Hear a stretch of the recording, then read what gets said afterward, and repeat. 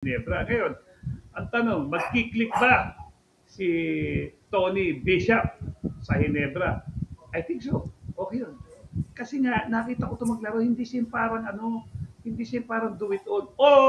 Although, okay, kaya niyang commute, okay, on his own. Pero nakita ko si Tony Bishop parang Justin Brown pag kailangan niyang mismo i-score. Pag kailangan niyang magiging facilitator lang siya, he will do this thing. Pag nakikita niya, kailangan niya ng dumepesa, didepesa siya. Hindi siya, alam mo naman pare, may mga import na mga explosive, di ba? Minsan yung galing ng imports, yung galing ng imports, nakabase lang sa puntos eh. Di ba? Explosive, magaling mo pero sa ibang factor, di ba? Ibang departments. Okay, nagre-rebound ba to, nag-a-assist ba to, dumidepensa ba to, ano ba tong relasyon nito sa team, ano ba ang pagdating sa chemistry.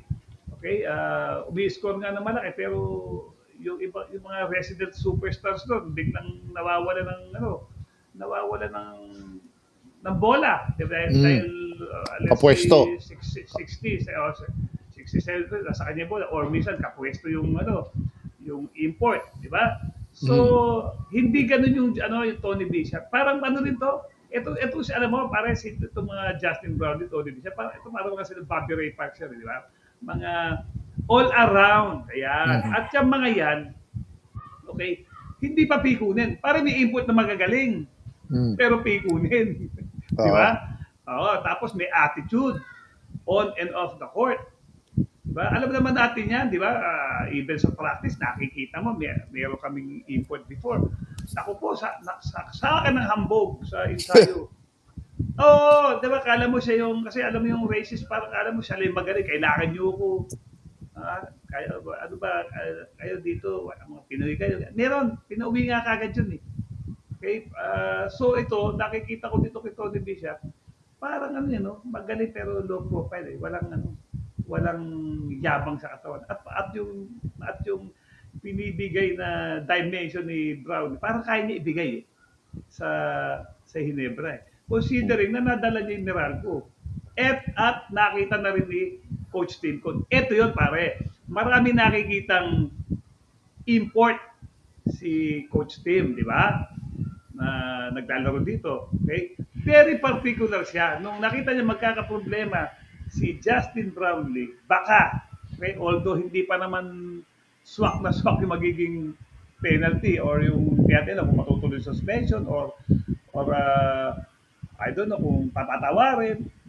Nasa isip na nila yung kapalit si Tony Bishop. Sabi nga sa isang interview, buti nga papunta ng Mexico eh. Akala lang hindi nila makukuha eh. Ibig sabihin, si Tim Cone, very decorated coach, alam niya kung sino yung player o your import na pwede sa kanyang team at sa ganyang pagkakataon, sa ganyang pangangailangan ng isang import, lumabas sa isip niya si Tony Bishop. Bakit? Dahil pinahirapan sila nung championship 2 years ago. It's Meralco versus Ginebra. Although Ginebra won the championship, pero nakita niya kung paano maglaro yung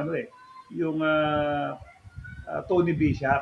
Okay? Alam mo, isa sa sinabi niya, parang level-headed. Alam mo yung level-headed, talagang cool, no? So, kumbaga, ano pa ibig sabihin? Kasi alam mo naman, pare, sa isang team, pag may magaling na import o kahit local din, ano pa dapat mo dyan? Enforcer. Subukan ka.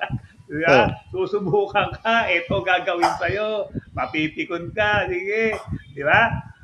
Mawawala ka sa laro mo. Yun. Pero ito, doon lang, kaya nga sabi niya, versatile and level-headed eh. So, ibig sabihin, parang rin, para si Justin Brown. Cool si lang. Bihirang magalit siya eh. Isang beses lang nagalit si Justin Brown, nakita ko eh. sa tagal niya paglalaro dito sa nung tinamaan siya ng isang player na galing yung kabilang liga na sign up dito sa PBA, nakalimutan ko yung pangalan din eh. I think naglaro sa Bicol yung player na tinamaan siya, nagalit eh. First time, tapos all of a sudden, nabuhayan si Gaston Paris, maling ginawa ko.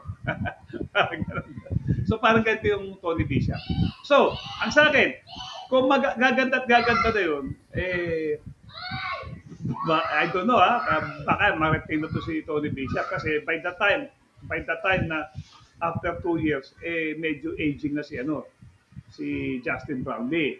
Diba? Pero kung malulusutan naman ni Justin Brown itong kinakaharap niya na problema at makapaglaro siya, I think parang magigiveaway naman siguro to si Tony Bishop kasi Justin Brownlee is talagang perfect fit sa system ng Ginebra. Okay, hindi na kailangan ng period of adjustment. Ay, parang local player na nga ito si Justin Brownlee.